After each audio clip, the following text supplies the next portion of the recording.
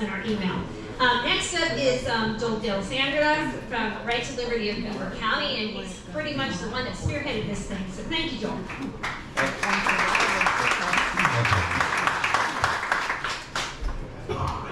Get this set up.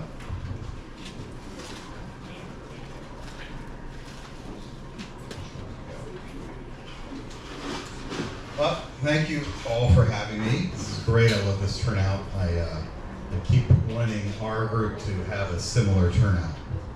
Beaver County is an interesting little pickle, a purple little county that tends to be somewhat apathetic at times. So, anyway, yes, I'm Joel D'Alessandro, born and raised in Beaver, and a recovering Democrat.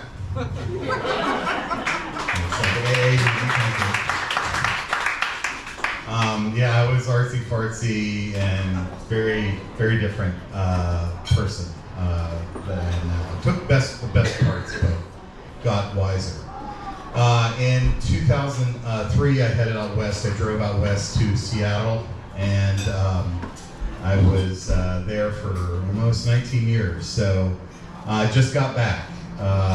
So it was what you probably all heard or thought. It was about 30 minutes away from the Chaz Chop when that was going on. Yeah. So I got there, worked for big tech, and like anything on the West Coast, if you don't make like 6 figures or more, that you can't live out there. So it's really like that. So the summer of 2021, I flew back, got all my stuff in storage, hopped back on the plane, staying with family. It's really great, able to re-energize, reprioritize, and all that. But I took the red pill and went down the rabbit hole in 2006 when a young man named Ron Paul came on the scene. And so I really got into Ron Paul and the Tea Party movement and all that. That's what kind of started my journey here into Sanesville, or sanity, as it were. So I'll get into how I got into Right to Liberty here, but just want to give a little quick background. And I like to start off with at least a little positive note, either a funny anecdote or positive note. So we did have one here in Beaver County. We had Scott Pressler. For those who know him, our state is one of his top 5 he is honed in on to flip and to get aggressively people registered to vote and registered as Republican. So he's already made at least one stop in Beaver County. He went to Bill's Valhalla in Beaver Falls and did a very enlightening lecture on how to get people registered to vote Republican. So it was really interesting. And he had a recent update that was really nice here for Beaver County. So we are basically 863 votes away from flipping Beaver County from blue to red. So a week ago, Democrats had an advantage of 904 voter registrations at the beginning of 2023. That number was 1,777. So they're down like 915. So I will get some more information about he ended the message with need our help. So undoubtedly it's going to be some kind of website. I'm waiting to hear back from some people about that. But that was a bit of information. I was like, holy cow, that's awesome. So basically, Right to Liberty, we stand firmly on fundamental pillars of life, liberty, and freedom. We advocate and champion the rights of individuals and families, striving to build a society where each person can shape their own destinies, free from undue control or oppressive restrictions. Basically, our mission statement, life, we endorse the right of every person to shape their destiny, promoting a life of purpose, self-reliance, and independence. Liberty, we believe in freedom from oppressive restrictions, advocating for fair election of representatives who truly embody our values. And freedom, we support the right to choose one's health path, educational methods, and to freely express community concerns. And how that all started was in 2020. I is of course not here. They gathered in April, and they were at the Pizza Joe's in New Brighton. And the leadership, I'll kind of skip over some of that, but to point out some ones of note. Tony Shoup from Audit the Vote was one of the founders of Right to Liberty, along with Kelly Miller, who runs the Health Huts, which is a 2-store chain in Beaver County for basically homeopathic and alternative medicine. And Diana Campbell from Health Freedom, PA. Yes.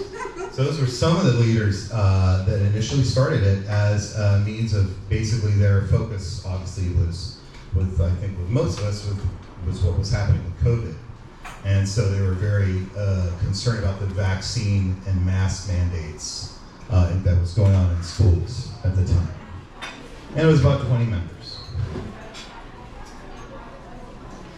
This was from one of the leaders, Vivian Funkhauser. She actually saved the paperwork from the original first meeting. And I especially like this one. I zoomed in on it. Basically, their kind of notes they were taking at that first one. Work with other citizen groups. I thought that was pretty poignant 3 years ago. Create community support. Build hope, confidence. Take care of your health and body, and the goal to get the truth out, save our country and our liberties, health freedom for employees, children, and citizens. So that was their original, scribbling down of the beginning of stuff. And I thought it's really come around, and 3 years from now, or 3 years from then, it's still going on. And most of the leadership is still with us too, by the way. Obviously, as you know, some of them, like Tony and the rest, have branched out to other endeavors as well. So 2023, we meet up every second and fourth Monday over at the Rochester Hotel. And we have, again, a multifaceted leadership now. We have some people that are very pro-2A. We have some people like Kelly who are very health conscious and aware. We have people like me that are doing more of the internet, social media, and more of the war of culture that's happening, the culture war here in the country. And again, we strive to do things like the parallel economy and health alternatives and financial and preparedness and prepping and also religious persecution as well. And so we've had stuff similar to you guys. We've had local, state politicians come during election time. We've had Jeremy Schaefer, Josh Kale, Rico Elmore, and the like come over to give us support. And we've also had, and I'll be going over here, kind of try to go a little quickly through here, what we've had this past 6 months going on. We're up to about 250 members, but of course they don't all show up. We're usually lucky to get about 20 to 30, maybe 40 is a big room on a particular night. So real quick here in January, we started off, I've been helping rebrand and do some changes with our looks, our logo, and how we're doing things. And we also started with Paul Simmons. If those of you who have not heard of him, he's based in Butler. He's really reaching out to a lot of the folks in different counties for creating a parallel economy. Basically a way, an alternative to do business with one another in a very local community effort. A way off the grid, off of the mainstream establishments. And so he came in and he gave a talk with us first, and then he went to Butler County Patriots second. I've been helping him out, work his presentation, help him out, get some things polished. Again, he came and aligned us on a parallel economy, exploring alternative economic systems and their benefits.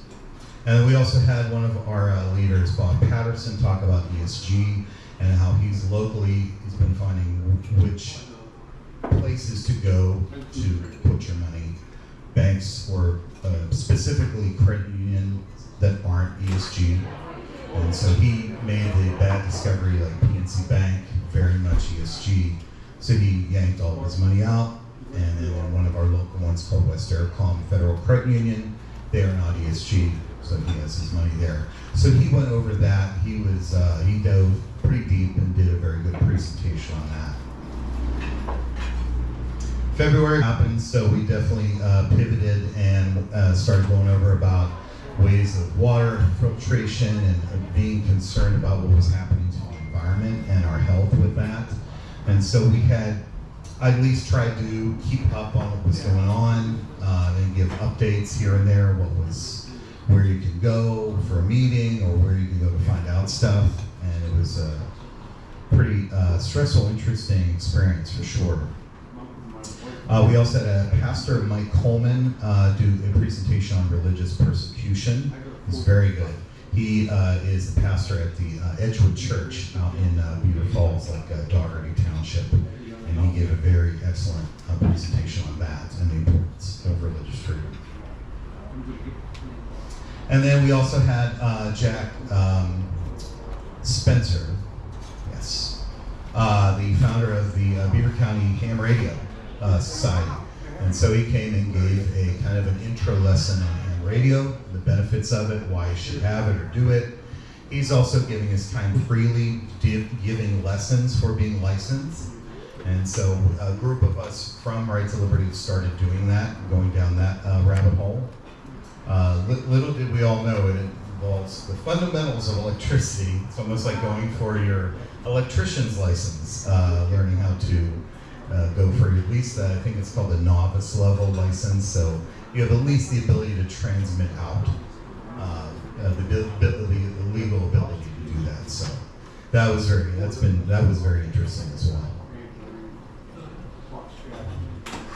March, we had, kind of segueing from the train derailment, we had one of the health coaches at Health Ed, Jennifer Costello, give a whole 1 hour plus thing about detoxing, of what to take, how to do certain procedures, what supplements are good. It was very, very interesting.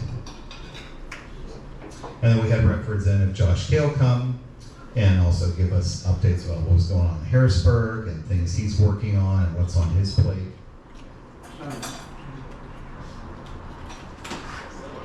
April, this was a good one. We had Jim Stoker, the president of FOAC, the Firearm Owners Against Crime, and he gave a whole concealed carry and castle doctrine presentation that was 3 hours.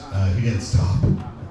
Normally we go from 6:30 to 8:30, and we basically at 9 o'clock when Jim got to wrap up. He was still going. He was amazing. Wealth of info, very passionate. A lot of great information about a lot of stuff too, contrary to what you may hear from more maybe safety-minded gun instructors. He's a police officer, so you're getting kind of the inside scoop as well. Then we also had Sam Faddis from the Constitution Estates come. He was going over updates on that, as well as we had Tony G and MJ from Team Red come and present themselves and what they're about, which we're all on board with. Segueing into what you guys are going to be doing, we actually also reached out and had Joe Sweeney, the co-founder of the Shervl project. So that was very crazy. So you guys are going to be in for a treat. It was it's very shocking and sobering, the stuff he's going to go over. So definitely come and show up for that for sure. And then, of course, my first attempt of all of branching out and getting our network going is I reached out to Zach. He and the crew came like an hour drive to see us, to give a background on how his running for commissioner went, his journey with the opioid crisis in Butler, and what his group's about. And it's just funny how for so long, 2-3 years, most of us have all been doing our thing, not knowing what one another are doing, and it's all very similar. We say the prayer and pledge. We've had similar speakers over, and we've covered similar topics as well. And then lastly there we had Melissa and Rachel do a whole food prepping, preserving lectures of canning, fermentation, freezing, things like that. They brought samples to taste, they brought equipment. They showed us all like how to use that and what all that was about. The only thing they didn't bring was like the, the one that's, you can actually freeze dry your food. That does like 25-year shelf life, and that thing's like, you know, this big and weighs like a ton. So they didn't bring that one. And then lastly here last month, we had Steve Davies come from the Convention of States, and he was mainly talking not so much about the Convention of States, he was mainly focused on the PA Act 77 and what was going on with all that. So Steve, and some of it was dovetailing Sam Faddis's visit, so.